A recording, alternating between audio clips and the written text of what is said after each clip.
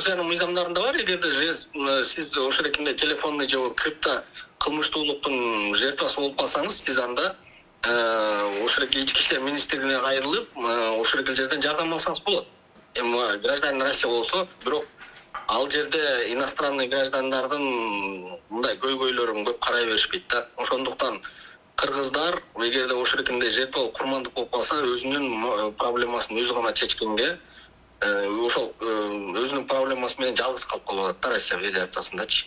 Биздин кыргыз жарандары Россияда жүргөн почти 70% ошол эки телефонный мошенниктердин курмандыгы болушат да.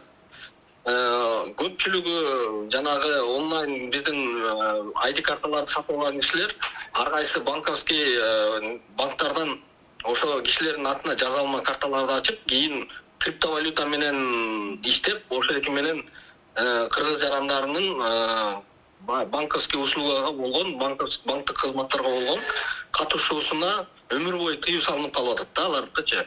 Потому что банктарда көрөт, баягы онлайн банктык картасынан өтө көп акчаларды айлантып атса, акырында аларды дагы блокировать этип коюшат.